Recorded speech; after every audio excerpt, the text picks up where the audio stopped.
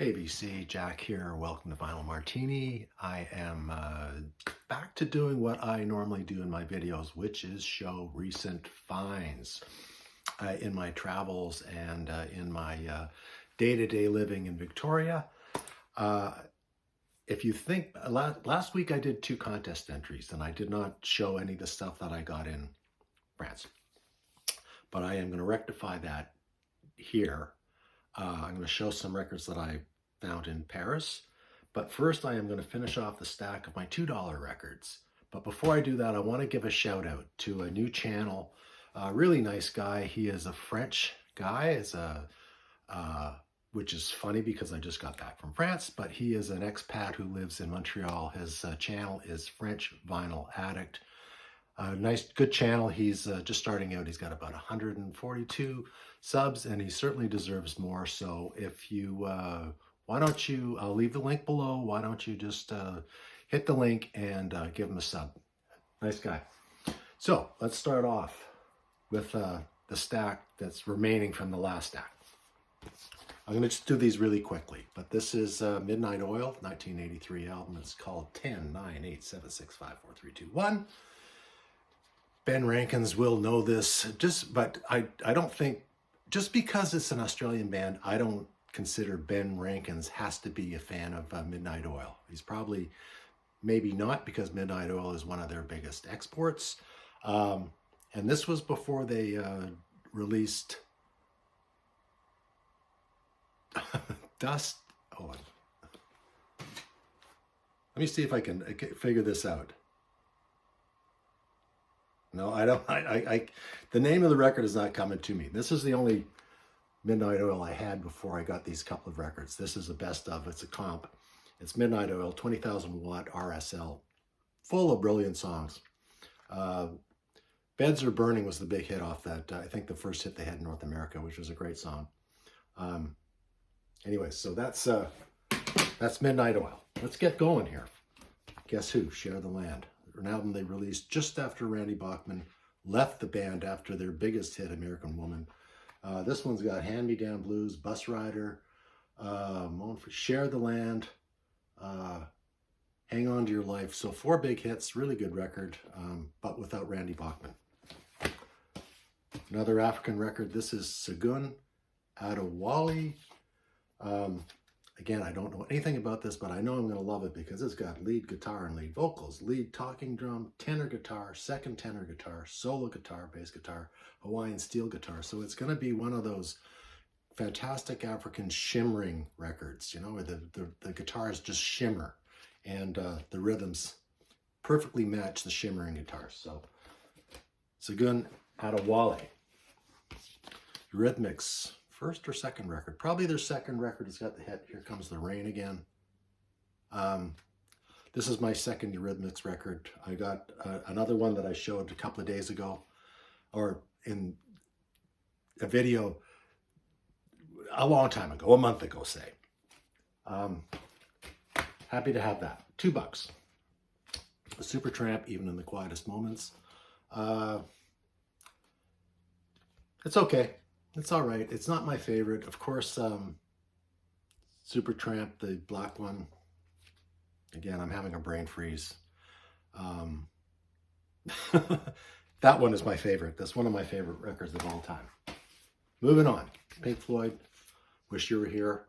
Of course, I've had a copy since it was released, but this is the second copy which I will use as a backup copy, or I will give it away. It's still got the cardboard sleeve. Fantastic record. This one I'm really excited about. This is called Grupo Africa Cuba. Love the artwork on here. Cuban rhythms, African rhythms. Again, I haven't listened to it, but I know this is going to be a good one. Bob Dylan's Greatest Hits. This doesn't say Volume 1, but it is Volume 1. It is the first greatest hits that he released anyways. And it's got Rainy Day When They're Blowing in the Wind. Well, everybody knows what's on this record. It's a very popular record. It's great to have a copy of this. And I think Positively 4th Street is on here. And that was a song that was never released on an album, I believe. So it's nice to have that. Here is Rock and Roll Music by the Beatles. I got a copy of the Red and Blue album. This is a really, really cheesy cover. It's totally not fitting for the music that's inside. It's a double. Everybody's seen this. This is a little bit beat up, but the records inside are not bad. They are VG to VG plus. So adding to my Beatles collection, I wouldn't buy this for full price, but it's nice to get it for $2. African dances, more African music. Juju in here. A great little write-up, lots of words back here. So I'm looking forward to listening to this. These were re-recorded from original tapes. Oh, more African music. And finally, last but not least, Corey Hart's first record. Not the biggest Corey Hart fan at the time when he was when he was recording his records. He's still active, I think. But this one's got his classic song, Sunglasses at Night. So that's the last of the $2 downsizing records that I got. So on to onwards and upwards to Paris. First of all, as a little background, I was in France for the month of August, basically. It was a last minute thing. My son, I mentioned this before, my son, my daughter-in-law, and my granddaughter live in the south of France in a village called La Ciotat, and it is about 30 kilometers east of Marseille. It's right on the sea, right on the Mediterranean Sea. It's a resort town, and so I spent about 3 weeks there. I was helping out with babysitting because their daycare closes for 4 weeks, I think. So I was happy to do that. My wife does not do well in the heat. So she did not join me, and it's a good thing she didn't, because I know she does not deal with the heat, and it was like 31 degrees when we were in La Ciotat, excuse me. And then before I came home, I went to Paris for 6 nights, and that's where I did some record shopping. I didn't do any record shopping in Marseille this time. Okay, without further ado, I'll show you what I got. It just so happened that 3 doors away from the hotel that I arrived in before I went to the South Coast, I was in Paris for 2 nights, 3 doors away from this little crappy old hotel that I stayed in, there was a record store cum cafe cum restaurant.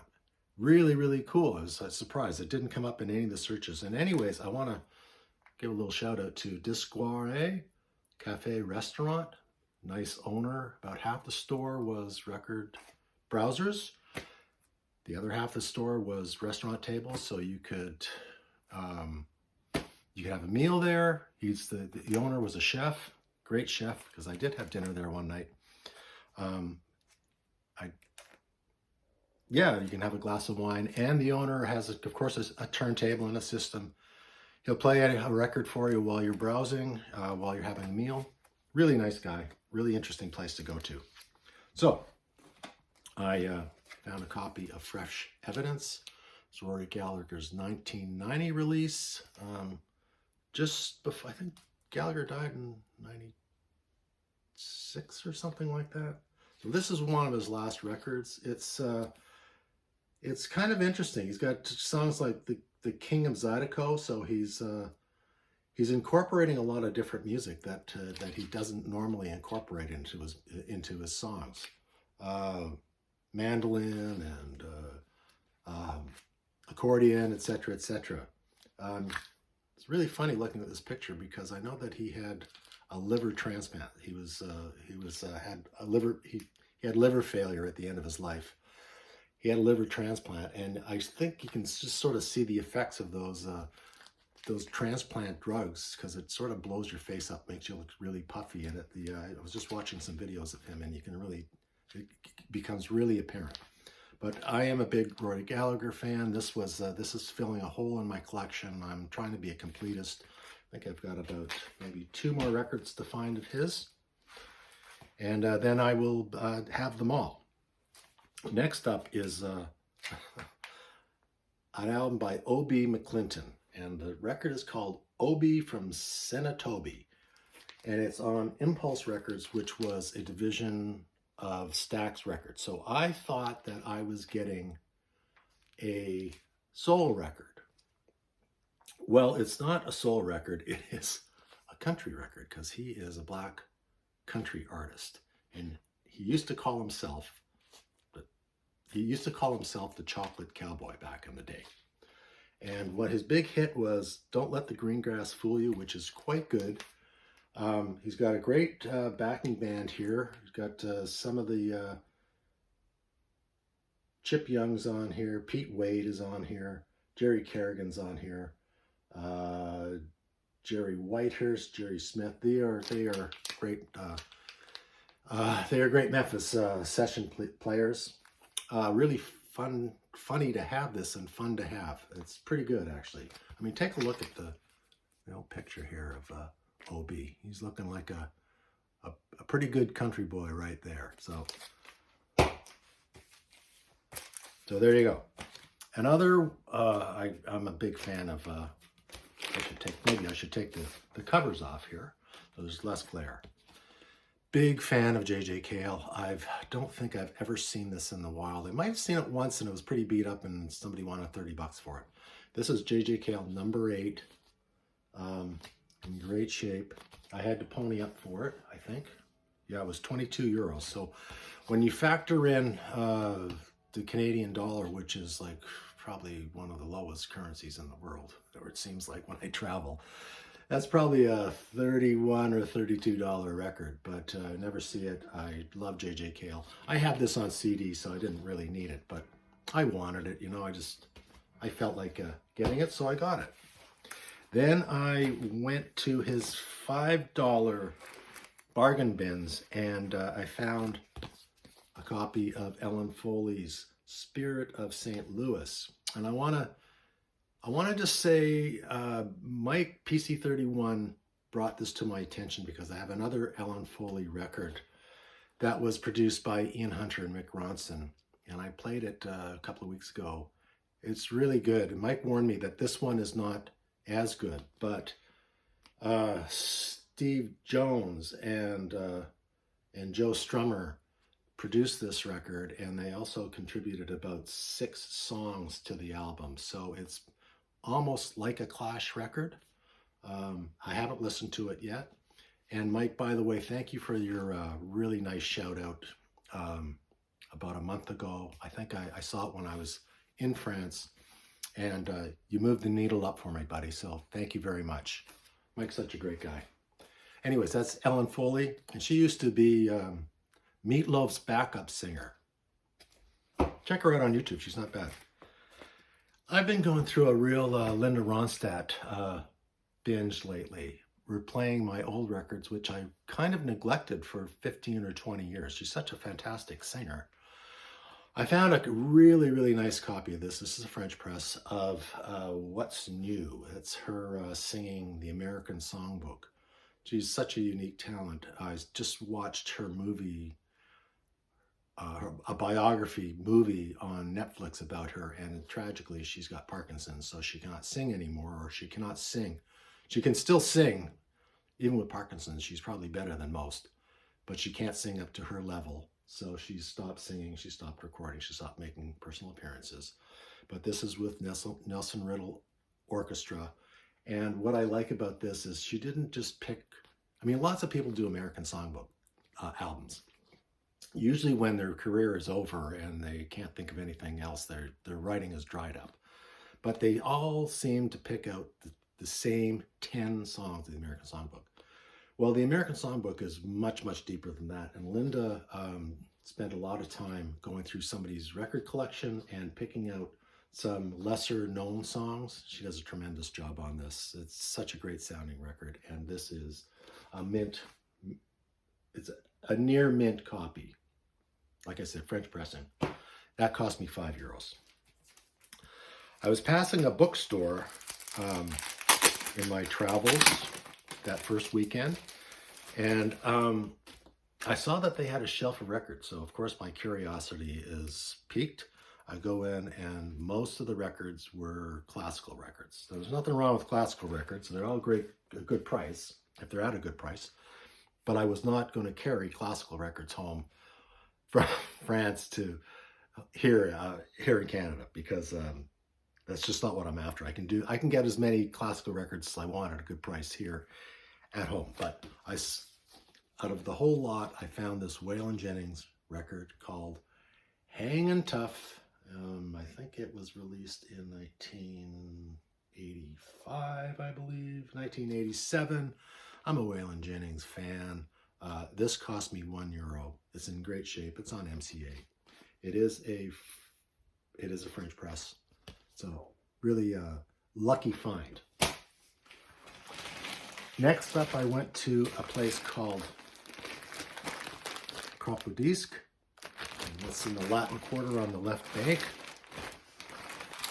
I heard a lot about it, and it was really good. But the records were French records in Paris. I'm telling you, they go for 25, 30, 40 euros.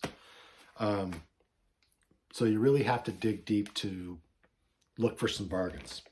So I went through their bargain bins, and I picked up some, I thought, interesting records. This is a still sealed copy of a record by Tuttle. It's called Peace Potato. I didn't know anything about this, but when I see a record that's sealed for €5, there's something in me that just says, you've got to bring this home. But I did a little bit of research on this guy. There's not much available, but he used to be in a New Hampshire band called MMOSS. And now he's got a solo career. He's moved to Massachusetts. But I'll read the hype sticker for you, and this is pretty much the definition of hype. His third solo album finds Tuttle towing the line nimbly between nimbly isn't even spelled right. It's spelled nibbly between elegance and ragged assurance, with downer pop melodies coloring a hypnagogic landscape. Songs stutter to life and grind to a halt, stitched together into a patchwork of full tunes, song fragments and waves of melodic euphoria with a conscious eye to the unsung bedroom and basement weird pop geniuses of past and present. There you go. Believe it if you want. Another still sealed copy, another band that I've never heard of. And this is a band called Sunflowers. They've changed the name to Sunflowers. They used to be called The Sunflowers, as if that's significant. But this is called Endless Voyage, and they are a duo from Porto, Portugal. And they do psych punk, space rock. And this is it's like a rock opera. I've listened to a little bit of it. They're very interesting. I saw a video of the song Defective Machine on YouTube. It was pretty interesting. Again, I haven't opened it up yet. €5. I could not leave it behind for €5. So that is the band Sunflowers. Another band that I found in the €5. Yeah, €5. €5 bin is a band called The Opposition. And what drew me to this album was the cover art. It's a tenement building, and then the back is a great black and white photograph of the same tenement of the band. They are a three-piece. They recorded, I think, 4 or 5 records. This is on Charisma, which was a division of Virgin Records. What caught my eye was it was produced by Kenny Jones of The Faces. So I thought, well, I'm going to give it a shot. It's pretty good. It's punk. It's post-punk, I guess. Great songs about life in Thatcherite England. The Opposition. Next up is an artist that I surprisingly don't have any records from, and that is Eric Burdon. He's a great singer. I don't have any Animals records for some reason. I don't know why, but I am going to correct that for sure. I'm on the lookout for the best of the animals at a decent price. This is an album called Comeback. This is the soundtrack of a movie that he starred in called Comeback. These are all studio songs. He was backed by War in this. The movie was filmed in 1984. It went direct to VHS in 1986 and then sunk without a trace. Haven't listened to this yet, but this is the first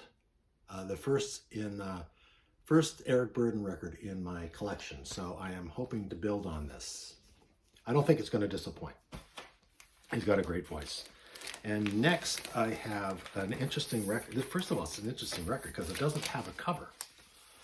It's just got this piece of cardboard. So I don't know if the cover just went missing and it's got the records in some nice plastic sleeves. But this is Neil and Liam Finn. Neil Finn you might recognize from the New Zealand band Crowded House, I think. Liam is his son. They've released this, looks like it's almost self-released. It's on Inertia Records, actually. Haven't listened to it, but I just thought it would be fun to pick up because I wasn't going to walk away from that record store with just 3 records or whatever. So for €5, I will take a chance. I'm sure it's fine. And last but not least is a live album by Kevin Coyne. Kevin Coyne is a pretty interesting guy. He's a very soulful, got a gravelly voice like Joe Cocker, but he writes all his own material. This album is called In Living Black and White. It's a live album.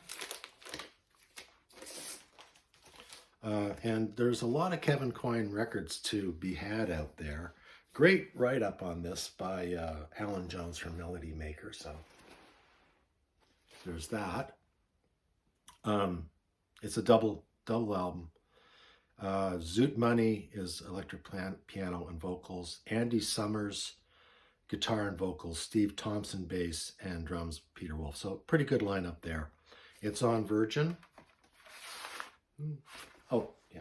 I like this because it's on the label that Virgin should never have abandoned. I guess they wanted to tie all their products in together, so they changed to the familiar green and red label that they eventually settled on in the 80s to tie in with Virgin Telephone and Virgin Airplanes or whatever they're trying to sell.